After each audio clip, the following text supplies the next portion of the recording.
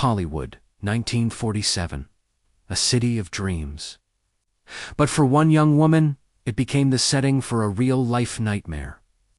This is the story of the Black Dahlia, a case that has haunted Los Angeles for over 75 years. Our story begins with Elizabeth Short. Born in Boston in 1924, she was a striking young woman with raven black hair, porcelain skin, and a captivating smile. Like so many others, she was drawn to the glitz and glamour of Hollywood, hoping to make her mark as an actress. She drifted between cities, working odd jobs as a waitress, always chasing that elusive big break. Friends described her as a sweet, somewhat naive dreamer, a girl who loved movies and fashion, often seen wearing black dresses and flowers in her hair. It was this signature style that would posthumously earn her the nickname, the Black Dahlia. A moniker coined by the press, likely inspired by the film noir The Blue Dahlia, which was popular at the time. In the winter of 1946, Elizabeth was living in Los Angeles, floating between cheap hotels and acquaintances' apartments. She was last seen alive on the evening of January 9th, 1947. At the Biltmore Hotel in downtown LA, what happened in the 6 days that followed remains a complete mystery. Then, on the morning of January 15th, a local mother out for a walk with her child in the Leimert Park neighborhood made a gruesome discovery. At first, she thought she was looking at a discarded mannequin in a vacant lot. But as she got closer, the horrific reality set in.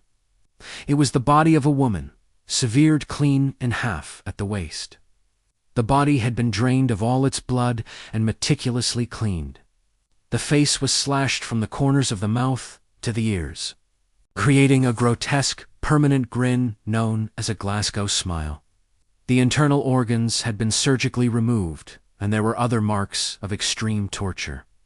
The scene was so pristine, so devoid of blood, that investigators knew she had been killed elsewhere, and her body carefully placed there for all to see. The victim was soon identified as 22-year-old Elizabeth Short. The sheer brutality and theatrical nature of the crime sent shockwaves through Los Angeles and the entire country. The LAPD launched one of the largest manhunts in its history. Every detective in the city was pulled onto the case. They interviewed hundreds, then thousands, of potential witnesses and suspects. The list included acquaintances, former boyfriends, medical students, and even Hollywood figures. The media frenzy was unlike anything seen before. Newspapers, locked in a circulation war, sensationalized every detail. They published Elizabeth's personal letters, painted her as a promiscuous party girl, and ran speculative, often baseless, stories. This flood of misinformation only complicated the investigation, leading to a deluge of false leads and fake confessions. Over 60 people, mostly men, seeking a twisted form of attention, confessed to the murder. Each one was thoroughly investigated and ultimately cleared. About a week after the body was found, the editor of the Los Angeles Examiner received a package. Inside were Elizabeth Short's Social Security card, her birth certificate, photographs, and an address book with some pages torn out. The items had been wiped clean with gasoline to remove any fingerprints. The sender also included a note, pieced together from newspaper clippings, that read, "Here are Dahlia's belongings," letter to follow. More letters did follow. They were taunting, rambling, and promised to turn himself in, but he never did. The writer claimed responsibility for the crime, but the letters provided no new evidence that only the killer would know. Was this the real murderer playing a twisted game, or just another cruel prankster capitalizing on the tragedy? The police could never be certain. The investigation focused on several key suspects over the years. One was a man named Robert Red Manley, the last person known to have seen Elizabeth alive. He was a married salesman who gave her a ride to the Biltmore Hotel.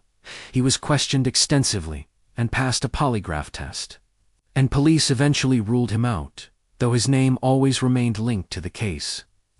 Another prominent suspect was Dr. George Hodel, his own son, a former LAPD homicide detective named Steve Hodel. Later became convinced his father was the killer. Steve Hodel presented a mountain of circumstantial evidence. His father had surgical training, a high IQ, and a known sadistic streak. Handwriting experts suggested a match between Dr. Hodel's writing and the taunting notes. A police surveillance recording from Hodel's home captured him saying something incriminating. "Supposing I did kill the Black Dahlia. They couldn't prove it now. They can't talk to my secretary anymore because she's dead." Despite this, George Hodel was never charged. He had powerful friends and left the country for several years, effectively evading further scrutiny. The list of suspects goes on and on. Each theory is a rabbit hole of its own, filled with tantalizing clues that lead nowhere. Was it a jealous lover? A spurned acquaintance? A mad doctor with a flair for the dramatic? Or a complete stranger who saw a vulnerable young woman and seized a horrific opportunity? The files on the Black Dahlia case remain officially open at the LAPD.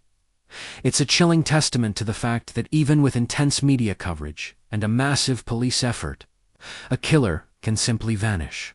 The mystery has become a part of Los Angeles folklore, inspiring countless books, movies, and TV shows. It represents the dark side of the Hollywood dream. A cautionary tale about a city that can build you up just as easily as it can tear you apart. Elizabeth Short came to LA looking for fame. In the most tragic way imaginable, she found it. Her name is now synonymous not with movie stardom, but with one of the most infamous and perplexing unsolved crimes in American history. Her life was brutally cut short, but her story endures a ghostly echo in the City of Angels, forever asking the question that has no answer: who killed the Black Dahlia? Thanks for watching. If you're fascinated by mysteries like this, make sure to subscribe and hit that notification bell so you don't miss our next deep dive into the unexplained. See you in the next video.